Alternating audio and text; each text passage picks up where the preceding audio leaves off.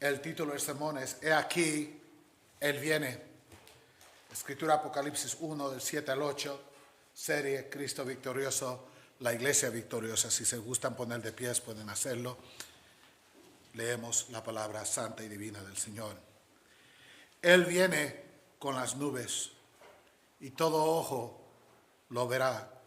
Aun los que los traspasaron y todas las tribus de la tierra harán lamentación por él. Sí, amén. Yo soy el alfa y el omega, dice el Señor Dios, el que es, el que era y el que ha de venir, el Todopoderoso. Padre, te damos gracias por tu palabra. Te damos gracias porque aquí tenemos la doctrina de la segunda venida de Cristo, lo que significa para nosotros. Los que estamos en Cristo será un día de gran gloria y bendición. Los que están afuera de Cristo será un día de gran lamentación. Pedimos que nos enseñe nuestras cosas. Estas cosas dirijan nuestros corazones. Salva al inconverso, Padre, antes que sea muy tarde. Y bendice a tu hijo y a tus hijas que puedan seguir hacia adelante amándote aún más fielmente. Pedimos en el nombre de Jesús y para tu gloria. Amén y amén. Pueden tomar asientos, amados.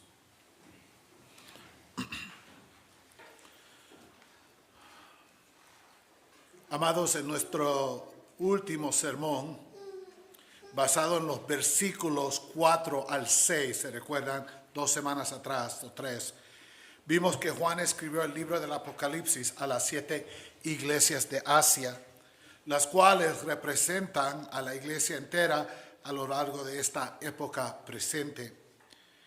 Juan oraba para que la gracia y la paz fueran concedidas a la iglesia.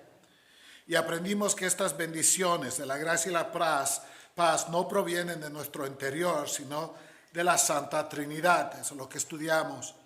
Y provienen del Padre, del Espíritu y del Hijo.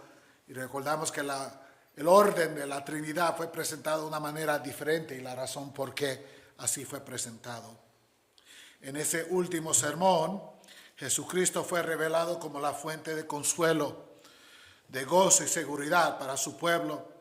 Su primera venida, su nacimiento, vida, obra de obediencia, muerte expiatoria, resurrección triunfante, se presentan como el fundamento seguro y inquebrantable de la salvación del creyente.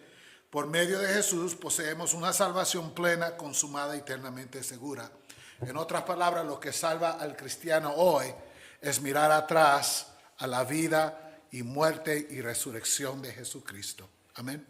Esa es la razón por que somos hijos de Dios. Y le damos gracias al Señor por esa primera venida, porque hizo la redención posible. Hoy en los versículos 7 y el 8, Juan nos presenta la doctrina de la segunda venida de Cristo. En el 4 al 6 enseñó la primera venida, lo que hizo Cristo. Nos apuntó a Cristo, dijo, mira qué lindo es Cristo para su pueblo, mira que Él lo ha salvado, que Él te ha hecho sacerdote, que te ha bendecido, que te ha amado. Mira la primera venida, mira lo que ha hecho para ti, oh cristiano. Pero ahora se presenta la segunda venida de Cristo y se nos enseña que Cristo vendrá de nuevo, no solo en gracia para su pueblo, versículos 4 al 6, sino con ira y juicio contra sus enemigos, los versículos 7 y 8 hoy. Así que pongamos atención. Miremos el versículo 7, que he titulado yo, Jesús es el Rey y el Juez que regresará. Miren lo que dice el versículo 7, Él viene con las nubes y todo ojo lo verá, aun los que los traspasaron y todas las tribus de la tierra harán lamentación por Él. Sí, amén. Amados, cuando Juan declara Él viene, al Él que se refiere a Jesucristo, como lo miramos en el versículo 5, aquí se nos entrega la gloriosa promesa de su regreso visible y corporal, la doctrina de la segunda venida. La primera vez que Cristo vino, su primera venida, lo hizo como el siervo sufriente, humilde y manso, llevando a cabo la redención para su pueblo a través de su vida, muerte y resurrección.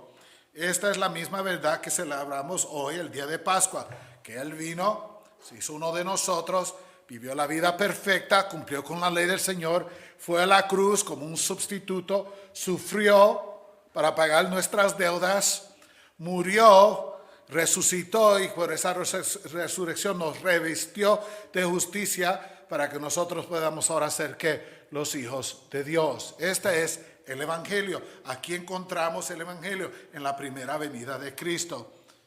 Pero cuando Él venga de nuevo, no vendrá de esta manera, no vendrá con humildad, sino con majestad asombrosa, como el rey conquistador, revestido de gloria y poder para ejecutar el juicio final y establecer su reino eterno. Ese es el propósito del versículo 7 al 8. Mira que Cristo regresa. No regresa como el sirviente que va a sufrir, pero regresa como el rey que va a reinar. Pueden ver la diferencia. La primera vez estaba sentado en un asno, humildemente. La segunda vez vendrá en un caballo blanco y majestuoso, Apocalipsis 19. La primera vez vino a morir y los hombres pusieron sus manos sobre él. La segunda vez él viene con una espada que sale de su boca de doble filo, la palabra de Dios para matar a los enemigos. La primera vez él murió, la segunda vez ellos morirán. ¿Pueden ver la diferencia? La primera vez le ponieron una corona de espinas, la segunda vez, dice Apocalipsis 19, con diademas y las naciones. La primera vez murió solo, la segunda vez viene con el ejército de los cielos. Hay una gran diferencia. Cristo viene en poder y majestad. La segunda venida de Cristo es aliento para el cristiano que ha puesto su fe en Cristo por la primera venida y ahora espera la segunda con ansiedad. El tiempo de estar en el cielo, pero será un tiempo de lágrima y de llorar para el impenitente que ha rechazado la primera venida y ahora tendrá que lidiar con Cristo en majestad y poder. Así pues vemos el versículo 7. Y el versículo 7 está profundamente arraigado en el Antiguo Testamento. Se nutre de los libros de Daniel y Zacarías. Por medio de Daniel comprendemos que la segunda venida no es una venida parcial o simbólica, como dicen los dispensacionalistas, que ocurre en diversos momentos, sino el regreso final, visible, físico de Cristo al final de la época cuando se derrama el juicio final. Y en el Antiguo Testamento no solamente profetiza la primera venida de Cristo, algo que nosotros sabemos y decimos amén, pero también profetiza la segunda venida de Cristo, algo que fallaron entender los judíos en el tiempo de Cristo. Mire lo que dice el libro de Daniel. Por medio de Daniel comprendemos que la segunda venida es una venida que es completa y miramos esto en el versículo 13 que aquí Juan está citando. Seguí mirando en las visiones nocturnas y en las nubes del cielo venía uno como el Hijo de Hombre. Aquí veníamos a Cristo venir en todo poder y majestad. Y por medio de Zacarías aprendemos cómo responderán los israelitas elegidos. Recuerden lo que dice el libro de Romanos capítulo 9. No todo Israel es Israel. Otra vez, no todo Israel es Israel, sino los escogidos. ¿Qué harán los escogidos cuando miren a Cristo? Cuando miren a Cristo que ellos traspasaron, se van a llenar de aflicción. Dice, mira lo que como nación le hicimos a nuestro rey. Estos son los salvos, los electos israelitas, no todo Israel. Miren lo que dice Zacarías. Y derramaré sobre la casa de David y sobre los habitantes de Jerusalén el espíritu de gracia y de súplica. Se mirará y me mirarán a mí, a quien han traspasado, ahí está, y se lamentarán por él como quien lamenta por un hijo único y llorarán por él como se llora por un primogénito que han perdido, a muerte, es el pensamiento. Mirarán y dicen, mira cómo tratamos a nuestro rey como nación, cómo nos atrevimos como nación. Entonces las lágrimas aquí serán porque se van a sentir mal. Observen las dos partes de estos dos versículos. Primero, el hecho de la segunda venida. En Daniel, él viene con las nubes. Segundo, la respuesta a su venida. En Zacarías, todo ojo lo verá y habrá lamentación y llanto. Es lo que dice el versículo 7. Él viene en las nubes y todos van a llorar. Él está citando estos dos libros. Ahora bien, en el libro de Zacarías, esta lamentación y este llanto constituyen una gracia del Señor. Es una aflicción obrada por el Espíritu Santo en el corazón de Israel electo, que reconocen que se actuaron de una manera pecaminosa contra su rey. Han aceptado, han pedido perdón, han sido perdonados, y cuando lo miren con las marcas se van a sentir mal como nación, los electos israelitas. ¿Qué hemos hecho? ¿Qué hicimos? Es el pensamiento ahí. Una profunda relación de conciencia del pecado cometido al haber traspasado el Mesías. Pero ahora aquí Juan hace algo increíble con estos versículos, específicamente con la parte del versículo en Zacarías. En el libro del Apocalipsis, Juan toma esa misma verdad y la universaliza. Nos muestra que en la segunda venida esta lamentación ya no es aflicción del arrepentimiento, sino la angustia del juicio seguro. ¿Cómo puede hacer Juan esto? Amados, tenemos que recordar que leemos el Antiguo Testamento a la luz del Nuevo Testamento y no al revés. Cuando él habla como alguien que ha sido concedido por Cristo una visión. Y él dice, la verdadera cumplimiento de Zacarías no es realmente para Israel, sino hablando de los incrédulos. Y la lamentación que conduce a la bendición a los electos israelitas será una lamentación de horror para el impenitente en ese día. Leemos el Antiguo Testamento a la luz de ¿qué? Del Nuevo. No leemos el Nuevo a la luz del Antiguo. Tenemos que entender eso. Y eso es lo que está ocurriendo aquí. Al universal esto, comprendemos que todos aquellos que han rechazado a Cristo, quien lo han rehusado, lo han desestimado y no han querido arrepentirse, son contados entre quienes los traspasaron. Y en lugar de llorar por salvación, lloran por terror ante su venida, pues no se enfrentarán a Él como Salvador, sino como un juez. Eso es lo que está enseñando Juan aquí. Lo mirarán y dirán, mira, mi pecado los traspasó. Él murió, yo rehusé su primera venida, le di la espalda a su primera venida, viví como que si Él no importara, y ahora Él viene y ahora estoy pareciendo delante de Él, y donde me escondo delante de su presencia. En otras palabras, la segunda venida será gran terror para el impenitente. Será un día horrendo para ellos.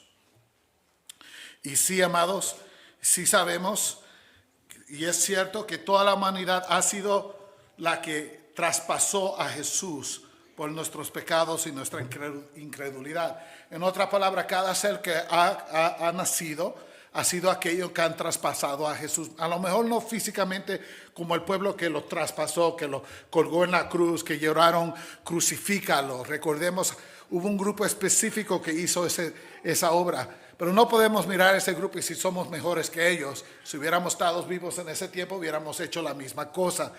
Y la verdad que usted ha pecado contra Dios antes de venir a Cristo y que ha odiado el nombre de Dios antes de venir a Cristo y que ha vivido su vida aparte de Cristo, si no está en Cristo, enseña que usted es uno de los que ha traspasado a Jesús con los clavos. Todos somos los que hemos traspasado a Jesús. Todos somos culpables de nuestros pecados que causó la necesidad de la cruz. ¿Podemos ver eso y entender eso? Es algo increíble y algo que tenemos que entender. Sí es cierto que todos somos culpables.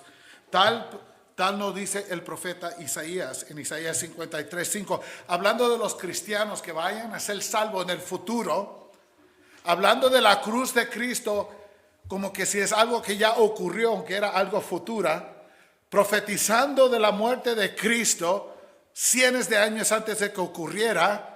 Isaías dice lo siguiente acerca de los cristianos que han sido salvos. Pero Él fue herido, ¿por qué? Por nuestras transgresiones. Molido por nuestras iniquidades. El castigo que le pertenecía a usted por nuestra paz cayó sobre Él. Y por sus heridas hemos sido sanados. ¿Pueden ver lo que dice Isaías? Dice, fue mi pecado que lo puso en la cruz. Fue su pecado que lo puso en la cruz. Fue herido, Él fue por nuestras transgresiones. Él fue molido por nuestras iniquidades. El castigo que nos pertenecía a nosotros cayó sobre Él para traernos paz. Él fue el que sufrió. Él habla en el pasado de algo que no había ocurrido todavía, porque era cierto que iba a ocurrir. Él está profetizando de la cruz. de la primera venida. ¿Cómo es que usted es salvo? Cristo en la cruz. Amén. Y Cristo resucitado. Cristo muriendo y sangrando por usted, agonizando por usted. Dice Isaías, es por nosotros. Nosotros los clavamos en la cruz. Y él está hablando de algo que va a ocurrir más de cientos y cientos de años en el futuro. Pero él dice, por mis pecados también. Hay una universalización de que el pecador, todo pecador en toda época ha clavado a Cristo. ¿A dónde? En la cruz. Pero la misericordia de Dios es mayor que nuestro pecado y sabemos esto. Por lo tanto, aquellos que se arrepienten antes de la segunda venida son perdonados, tal como vemos en el libro de los Hechos. En otras palabras, todos hemos traspasado a Jesús. Sí, claramente, todos somos culpables. El crimen más grande fue en matar al Hijo de Dios, clavarlo en la cruz. Y toda la humanidad es culpable. Pero si miramos a fe y entendemos lo que Él hizo por nosotros en la primera venida, aún ese grave pecado puede ser que perdonado. ¿Cómo sabemos? Miremos Hechos, capítulo 2, versículo 36 al 38. Pedro, predicando su primer sermón tan increíble, le dice a los mismos que crucificaron, este fue 40 días después de que Cristo fue crucificado. Es el mismo pueblo que crucificó a Cristo, los mismos que llamaron, crucifícale, crucifícale. No queremos a este hombre como rey. Y Pedro le dice, ustedes hicieron algo terrible. Mira lo que le dice, sepa pues con certeza toda la casa de Israel, que a este Jesús a quienes ustedes crucificaron, ustedes son ¿qué? Culpables. Sí, no simbólicamente, sino literalmente, ustedes fueron los que lo crucificaron. Dice, Dios lo ha hecho Señor y Cristo. Al oír esto, conmovidos profundamente, dijeron a Pedro y a los demás apóstoles, hermanos, ¿qué haremos? Hemos cometido el peor crimen que se puede cometer en toda la historia de toda la humanidad. Hemos crucificado al Hijo Santo de Dios. Ciertamente no hay perdón para nosotros. ¿Qué haremos? ¿Dónde nos esconderemos? ¿Qué podemos hacer? Y mira que Pedro no le dice, no, para ustedes ya no hay esperanza, mira lo que hicieron. Ustedes traspasaron a Jesús. Ese pecado no se puede perdonar. No, mire lo que él dice. Él dice el versículo 38. Entonces Pedro les dijo, arrepiéntanse. ¿Hay esperanza, amados? Claramente que sí. ¿En qué palabra? Arrepiéntanse. Pongan su fe en el Cristo crucificado y resucitado. Pongan su fe en él. Arrepiéntanse y sean bautizados cada uno de ustedes en el nombre de Jesucristo. ¿Para qué? Para perdón de sus pecados. Pueden ser perdonados aún el pecado de traspasar a Jesús. Porque todos hemos traspasado a Jesús. Podemos ser perdonados si miramos a la primera venida, miramos lo que Él cumplió, lo que hizo, ponemos nuestra fe en Él, podemos ser perdonados aún de nuestros pecados que causó la necesidad de la cruz. Es algo increíble. Y reciban el don del Espíritu Santo, dice Él. Amados, todos aquellos que hemos traspasado a Cristo podemos hallar misericordia si estamos dispuestos a arrepentirnos y creer en el Evangelio que nos proviene de la primera venida. El Evangelio que Él que Él es el Hijo de Dios, que se hizo uno de nosotros, nació, que vivió una vida perfecta, no como usted y como yo. Cumplió la ley del Señor. Yo no vine a abrogar la ley, sino para cumplirla, dice Él. Y Él cumple la ley del Señor. Va a la cruz, sí, muere en la cruz como sustituto. Ahí la ira de Dios es derramada sobre Él. Todo el odio, toda angustia, toda furia que tiene el Padre sobre el pecado se derrama en Cristo Jesús. Él sufre, Él grita, mírelo, no voltee la cara, mírelo en la cruz. Míralo bajo el peso de su pecado. Mira a Él sufrir y llamar, oh mi Padre, ¿por qué me has desamparado? Mire cómo Él sufre, mire la agonía, mira los clavos. Como hemos dicho, mira la misericordia en su cuerpo, en sufrir, para que nosotros no tengamos que sufrir. Mira tus pecados en Cristo. Y mira cómo Él sufre y dice, consumado es, muere. Y al tercer día Él resucita entre los muertos, probando que Él es el auténtico Mesías. Y porque Él resucitó, el que cree en Él es revestido en santidad y un día va a resucitar. Míralo ascender en las nubes y sepa que un día vamos a ascender al cielo. Míralos ser glorificados y recuerde que un día usted también será que glorificado. Míralos venir de nuevo y sepa que un día Él vendrá y los que han muerto en Cristo primero resucitarán y los que estén vivos serán cambiados en un momento, en un abrir y cerrar del ojo y estaremos con Él por toda la eternidad. La primera venida ha pagado para nuestra salvación. Es lo que dice Pedro. Y ellos dicen, ¿qué haremos? Hemos cometido el crimen peor que se puede cometer. ¿Qué esperanza hay para nosotros? Pedro dice, hay esperanza, arrepiéntense antes que Él venga de nuevo. Pongan su fe en Él para que Él les perdone sus ¿qué? Pecados. Amados, este es el Evangelio. Pero en nuestro versículo Juan enfatiza el lamento del pecador ante la segunda venida. Y ese lamento no es arrepentimiento, sino desesperación.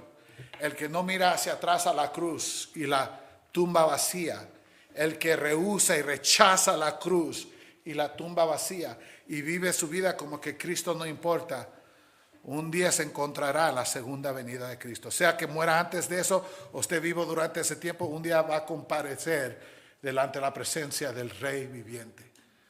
Y para esa persona Cristo se hace un terror. No, gracias.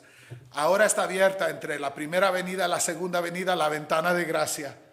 ¿Qué dice Pablo? Cristo vino a salvar pecadores, de los cuales yo soy el peor. Cristo vino a salvar pecadores, de los cuales dice él, yo soy peor. El peor de los pecadores Él ha salvado en mí. Esa es la ventana entre la primera venida y la segunda venida. Esa es la ventana de gracia que está abierta para usted. Pero cuando esa ventana cierre y Cristo regrese, solo habrá juicio para el impeniente. No habrá ninguna otra oportunidad.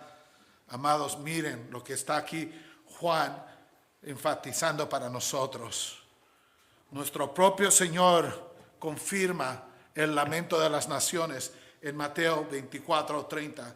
Mira lo que dice la palabra de Dios. Entonces aparecerá en el cielo la señal del Hijo del Hombre y todas las tribus de la tierra harán ¿qué? Duelo. ¿Vio que no es solamente Israel que está llorando? Ahora son ¿qué? Todas las ¿qué? Naciones. Todos los que han rechazado a Cristo van a ¿qué? Doler, van a llorar, dice la palabra del Señor. Y verán al Hijo del Hombre que viene sobre las nubes del cielo con poder y gran gloria. Y cuando lo mire no va a ser un llanto de alegría, un llanto de gozo, va a ser un llanto de duelo, de terror. ¿Qué vamos a hacer? La imagen de Jesús viniendo sobre las nubes representa el juicio divino de Dios. Las nubes son el carro de Dios que lo transporta con poder para derrotar a sus enemigos.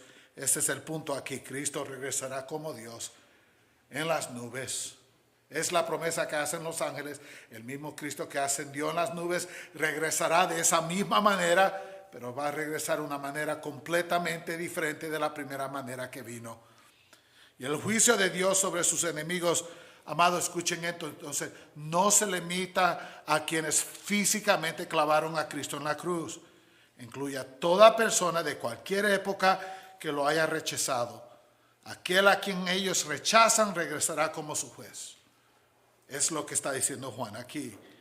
¿Y cómo responde Juan a este juicio prometido? ¿Acaso empieza a llorar por los incrédulos? Empieza a decir, esto no es justo, pobrecitos de ellos. No, mire lo que él dice. Él dice, sí, amén. Él viene, llorarán, van a ser aterrorizados por la segunda venida de Cristo los que impenitentes. Serán destruidos para siempre. Y la respuesta de Juan es, sí, amén. En otras palabras, que así suceda. Esta es una afirmación de que el juicio de Dios es perfectamente justo y recto. Así que sí, incluso aquellos que lo traspasaron, usted y yo, toda la humanidad, podemos ser perdonados si nos arrepentimos poniendo nuestra fe en el Cristo que vino la primera vez. Pero si no lo hacemos, no habrá misericordia en aquel día cuando Él regrese la segunda vez. Y así cuando Cristo venga a juzgar el pueblo de Dios, cuando Cristo venga a juzgar, el pueblo de Dios dirá lo que dice Juan aquí, sí, amén. No con crueldad, no con soberbia en nuestros corazones, no porque creemos que somos mejores que otros, sino con la firme confianza de que el juicio de Dios es perfectamente justo y absolutamente verdadero. Y si somos honestos, hermanos, diríamos que es absolutamente justo que Dios juzgue a los incrédulos por rechazar el único camino de salvación que Él ha provisto. Es justo que Cristo venga a juzgar. ¿Qué es lo que requiere usted un camino a la salvación? Perdón, ¿qué es lo que requiere un camino a la salvación? La muerte del Hijo de Dios. Yo sé que es muy popular hoy que mucha gente diga, todos los caminos van al cielo. Mientras uno sea sincero, ahí vamos a llegar. Pero la Biblia dice que esto es blasfemia. ¿Cómo sabemos? Porque para hacer un camino, el camino mediante Cristo, Cristo tuvo que ¿qué? Morir. Y si todos los caminos llevan al cielo, entonces Dios es cruel y malo. ¿Por qué matar al Hijo para hacer otro camino si todos los otros caminos te llevan al cielo sin la muerte del Cristo? ¿Por qué matar a tu propio Hijo para hacer un camino si tú, siendo un budista honesto, puedes llegar al cielo y comparecer y tener todas las bendiciones del cielo? ¿Por qué poner Cristo en la cruz si tú, siendo un mormón, puedes llegar al cielo sin el verdadero Cristo? ¿Por qué matar a Cristo si usted, siendo honesto y tratando de ser su mejor y ser una buena persona lo mejor que pueda, eso lo lleva al cielo? Matar al Hijo no tiene significado, no tiene importancia, será crueldad de Dios. Pero si hay solo un camino, y ese camino es Cristo, y la única manera para hacer el camino es la muerte de Cristo, entonces Dios es un Dios de amor, en que dio su Hijo para hacer el único camino, y rechazar ese único camino debe de llevar ¿qué? Juicio, porque le costó a Dios ¿qué? Todo. Pero que usted sea hijo de Dios, le costó a Dios ¿qué? Todo. Y usted rechazándolo, como que si usted es algo tan importante. Hablo con personas que me dicen, sí, yo sé que debo venir a Cristo, pero no estoy listo, me estoy preparando. ¿Sabe lo que es eso? Orgullo y soberbio. Usted piensa de sí como que si es un gran premio, como que Dios lo necesita. El premio aquí es Cristo. El premio se lo ofrece a usted, es Cristo. Usted debe correr hacia Él, aferrarse de Él lo más pronto posible antes que sea muy tarde. Porque Dios le está dando a Cristo. Cristo el que murió y resucitó. Entonces, miramos que es justo que Él venga. Si alguien lo lastima a usted, si alguien comete un grave crimen contra usted o su familia, algo horrendo, algo monstruoso, y se comparece delante de un juez, usted y el juez le da un castigo que Él merece, diríamos, es que justo. Así debe ser Dios, más que un juez humano. Él tiene que ser absolutamente justo. Y rechazar a Cristo es el crimen más grande que se puede cometer. Es traspasar a Cristo por nuestros pecados y no arrepentirse. En aquel día ningún pecador impenitente podrá alegar que recibió algo injusto. Esto no es justo, que mira que yo traté lo mejor que yo podía, que tú sabías. No. Incluso ellos se verán obligados a reconocer la justicia del juicio de Dios. Todo ojo le verá, toda boca confesará, toda rodilla doblará, toda boca confesará que Cristo es el Señor, dice Filipenses. Bueno, esta es la segunda venida de Cristo. Miremos el versículo 8. El versículo 7 nos dijo que Jesús viene como rey y juez. El versículo 8 nos dice la razón por qué Él viene como rey y juez. Y la razón es que Cristo es Dios. Cristo es Dios. Mire el versículo 8. Yo soy el alfa y el omega, dice el Señor Dios, el que es, el que era y el que ha de venir, el Todopoderoso. Yo oro que este versículo se haga uno de sus más favoritos versículos. Miremoslos. Amado, en el versículo 7 vimos a Jesús regresando en gloria para juzgar a sus enemigos. Ahora en el versículo 8, Jesús habla y declara quién es Él verdaderamente y la razón por qué Él puede venir en juicio. Él toma las mismas palabras utilizadas en el versículo 4, donde el Padre es revelado como el Dios eterno y todopoderoso, y Él ahora aplica esas mismas verdades a sí mismo en el versículo 7. En el versículo 4 el Padre dice, yo era, el que soy, el que ha de venir, el Dios Todopoderoso. Cristo repite estas palabras ahora en el versículo 8 y dice, ¿aplican a quién? A mí. En otras palabras, Cristo está diciendo, yo soy el Dios Todopoderoso. Él no está diciendo que Él es el Padre, son distintos, pero que Él es Dios tal como el Padre es.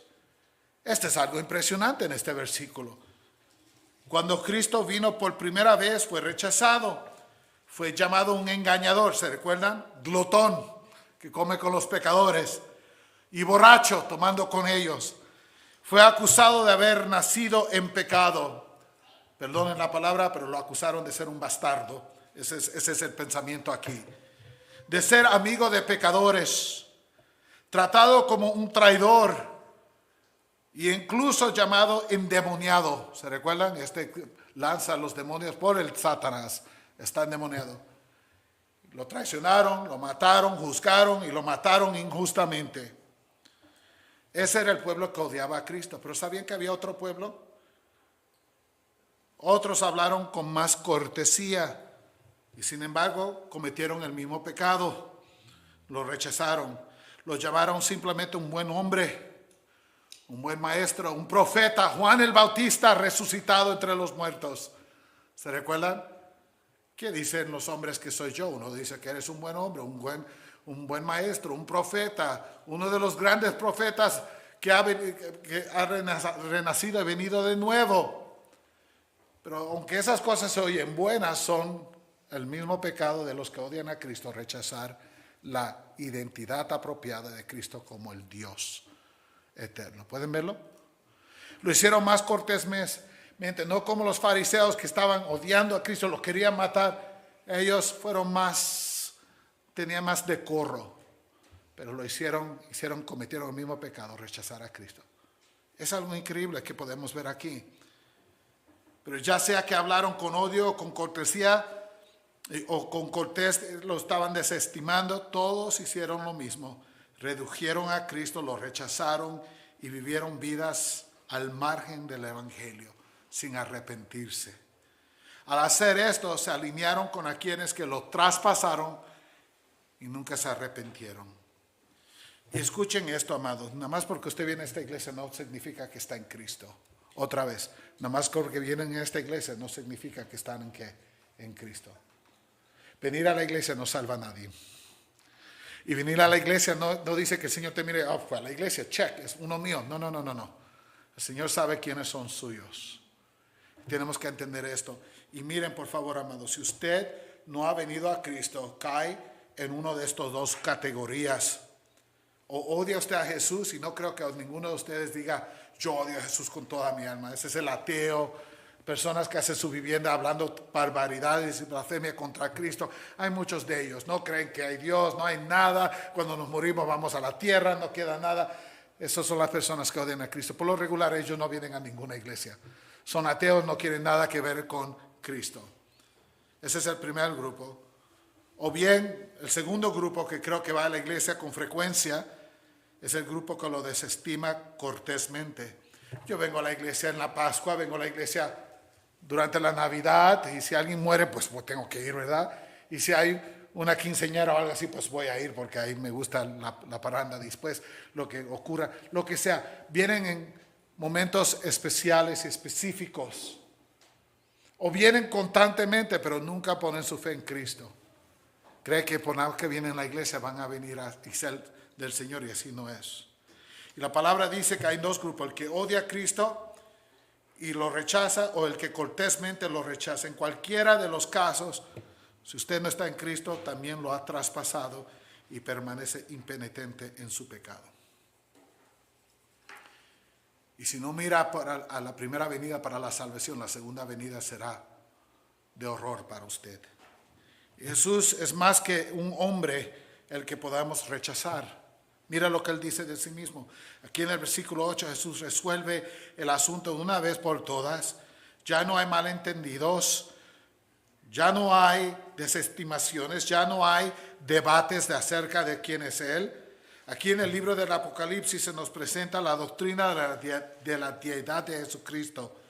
Él declara quién ha sido siempre y quién será por siempre, el mismo Dios Todopoderoso. Mira lo que Él dice. Él dice, yo soy el Alfa y la Omega. Ustedes saben, estas son las dos primeras, esta es la primera y la última letras del alfabeto griego, el Alfa y el Omega. Y lo que Cristo dice con esto, en otras palabras, es Él se declara a sí mismo como el principio y el fin de todas las cosas. En otra palabra, todo comienza con Cristo y todo termina con Cristo. Él es el Dios eterno y el creador que trasciende el tiempo y gobierna toda la historia. El alfa y el omega. Él es el alfa y el omega de su fe. El autor y el consumador de su fe, dice la palabra de Dios. Él es el alfa y el omega de la creación. Él es el alfa y el omega de la iglesia. Él es el alfa y el omega, el principio y el fin de todo. Es Cristo. Mira lo que declara el ser. Él es el alfa y el omega. Segundo, Él se declara como el que es, el que era y el que ha de venir. Nunca ha habido un momento en el que Jesús no existiera. Y nunca habrá un momento en el que deje de existir. No importa cuán lejos retroceda usted en el tiempo, Jesús está allí. No importa cuánto lejos avance hacia el futuro, Jesús está allí. Y en cada punto intermedio, Jesús está ahí. Jesús es el Dios omnipresente, es lo que está él diciendo. Yo soy el Dios omnipresente. Estoy presente en todo tiempo. El que era, el que es y el que ha de venir. Yo soy el Dios de todo el tiempo, fuera del tiempo, el que conduce el tiempo. Es algo increíble. Por lo tanto, en estos dos puntos, alfa y omega, que Él es el que es, el que era y el que ha de venir, aprendemos dos cosas de Jesús. Él es eterno y Él es inescapable. Escuchen otra vez. Él es eterno y ¿qué? Inescapable. Esto es lo que David declara en el Salmo 139, versículo 7 al 12. Escuche la palabra del Señor. ¿A dónde me iré de tu espíritu? ¿O a dónde huiré de tu presencia? Si subo a los cielos, en el universo, ahí estás tú. Si en el Seol, en el infierno, en la muerte, preparo mi lecho, allí tú estás. Si tomo las alas del alba y si habito en lo más remoto del mar, aún allí me guiará tu mano y me tomará tu diestra. Si digo ciertamente las tinieblas me envolverán y la luz a mi alrededor será noche, ni aun las tinieblas son oscuras para ti. Y la noche brilla como el día, las tinieblas y la luz son iguales para ti. ¿Pueden ver lo que le está diciendo? ¿Dónde voy a ir? Si me voy a los confines del universo, a los estratos más lejos, ahí estás tú. Si me voy a los confines del infierno diciendo, aquí no me va a encontrar Dios, ahí estás tú. Si me monto en las albas y voy a los lugares más remotos de este mundo, ahí estás tú. Si me encubro con absoluta oscuridad que nadie puede percibir, el humano no le gusta oscuridad absoluta porque nos deprive de nuestros sensos. Si me cubren a oscuridad completa que nadie pueda, para ti la oscuridad es día. Tú fuiste el que dice que se haga luz y conquistaste la oscuridad. ¿Dónde yo puedo ir? ¿Dónde me puedo escapar de la presencia de Dios? Y la respuesta es que en ningún lado. No hay lugar donde usted se pueda esconder de la presencia de Dios. Amados, no hay lugar a donde huir de la presencia de Dios. En la segunda venida, aquellos que rechazaron a Cristo se enfrentarán a esta realidad. Aquel a quien negaron es el Dios eterno y inescapable, y se lamentarán por su destino, incapaces de escapar de su juicio. Recuérdese que el libro del Apocalipsis son 7 cuentas de la misma cosa, de la época de la iglesia. Son paralelas, hemos hablado de esto, y dan más y más detalle mientras más avancemos en el libro del Apocalipsis. Mire la cuenta paralela de lo que está hablando, platicando el versículo 7. Todo ojo lo verán y llorarán y lamentarán, ¿verdad? El capítulo 6 de Apocalipsis, versículos 15 y 17 da más detalle acerca de lo que es esta lamentación. Y es algo horrífico. Miren y lean conmigo, lo leen con sus vistas. Los reyes de la tierra y los grandes, los comandantes, los ricos, los poderosos, todas las personas de la más alta clase, ¿verdad? Y todo siervo, todas las personas de la más baja clase que rechaza a Cristo.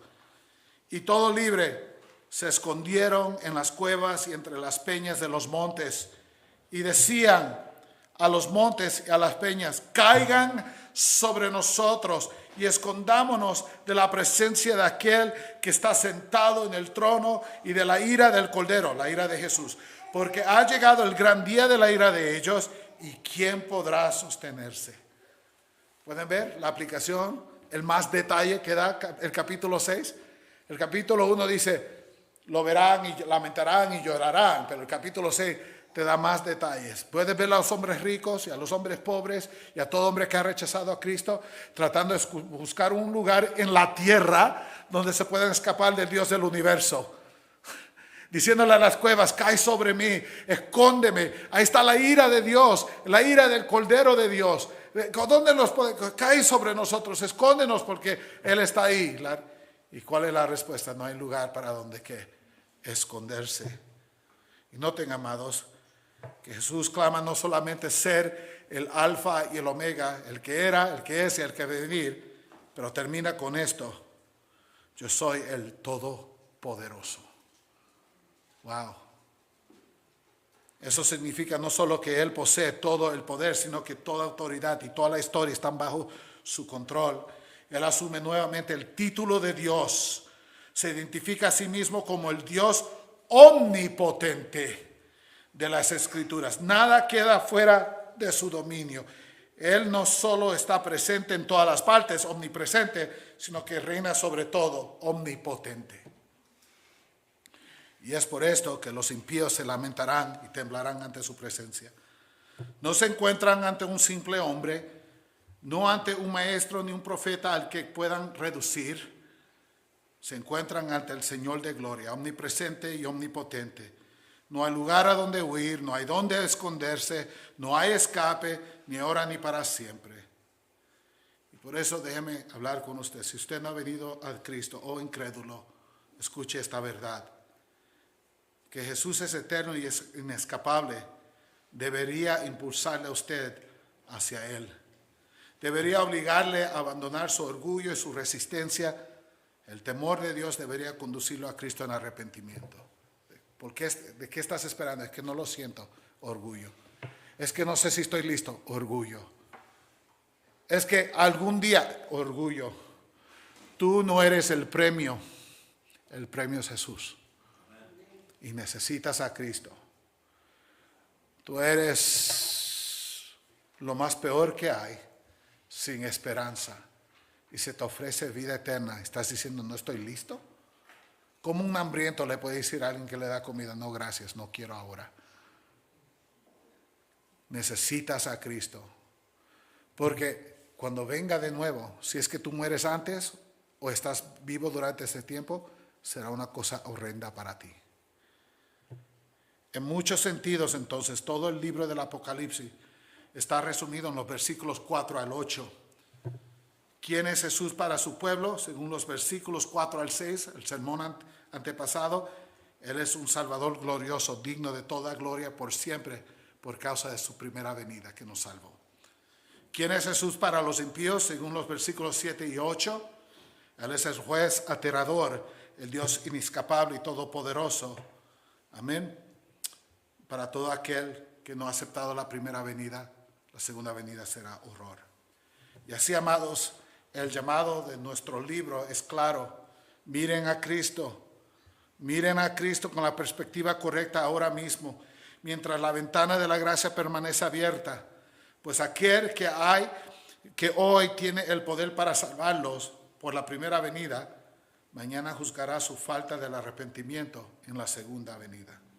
Es lo que Pedro nos enseña en 1 de Pedro 2, 6 al 8.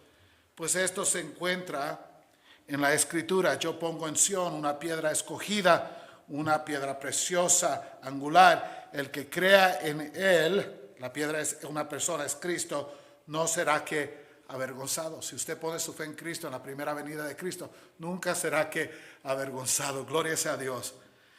Este precioso valor es, pues, para ustedes lo que creen, pero para los que no creen, la piedra que desecharon los constructores, esa en piedra angular se ha convertido y piedra de tropiezo y roca de escándalo. Pues ellos tropezaron porque son desobedientes a la palabra y para ello estaban también destinados.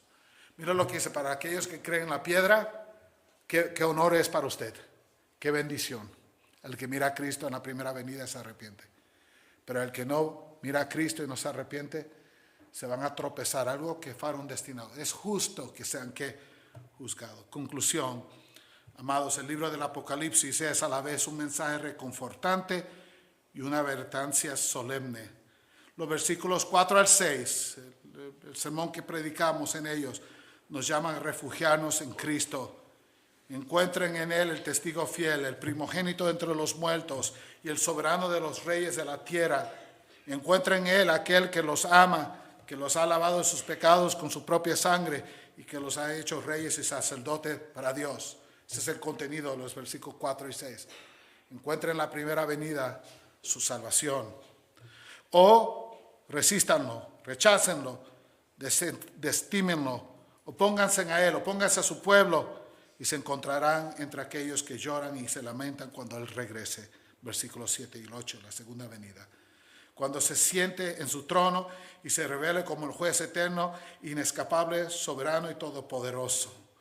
Amados, al final del libro del Apocalipsis, vemos que el pueblo de Dios será llevado un día a un glorioso cielo nuevo y a una tierra nueva, y los impíos serán arrojados al lago del fuego.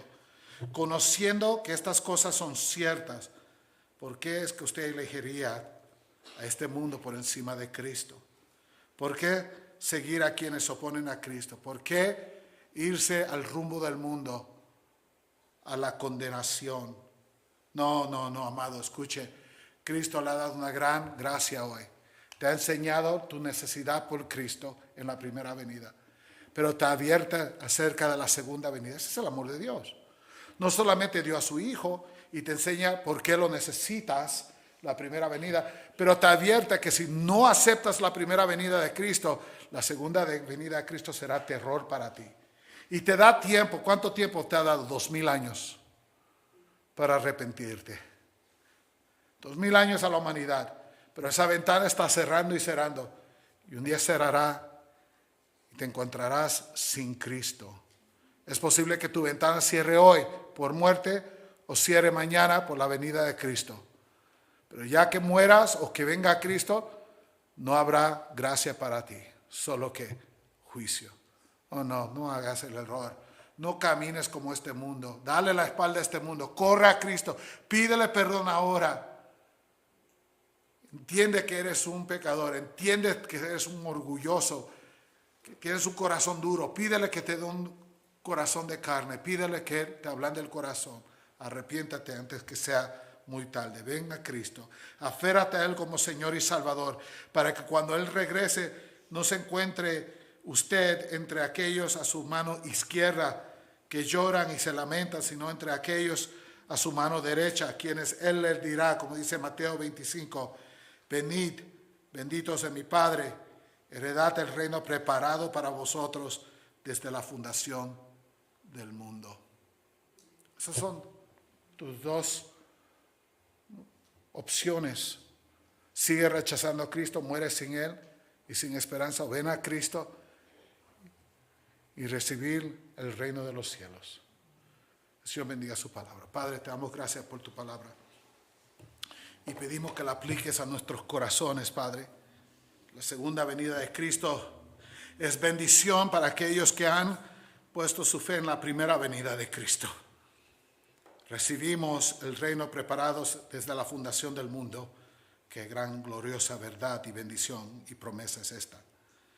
Pero la segunda venida de Cristo es horror, es llorar, es lamentar, es pedirle a los montes que caigan sobre nosotros, a las cuevas que nos entierren, porque no podemos estar delante de la santa presencia del Dios, el Padre y de su Hijo. El juicio de Dios caerá y no va a haber misericordia. ¿Qué dice la iglesia? Sí, amén. Así sea, es justo. Es justo porque Dios nos ha dado tiempo, nos ha dado el Evangelio, nos ha dado a Cristo. Es justo porque si rechazamos el Evangelio, entonces debemos enfrentarnos al Dios de juicio. Te damos gracias por esta verdad. Pedimos para cualquier persona que no esté en Cristo, que hoy se arrepienta y ponga su fe en Cristo. Y para el cristiano, Padre, que estas cosas alienten su corazón, que le cause, Padre, una ansiedad para ver a Cristo de nuevo, una expectativa en su corazón para estar en el cielo, un deseo para la segunda venida de Cristo. Pedimos estas cosas en el nombre de Jesús y para tu gloria. Amén.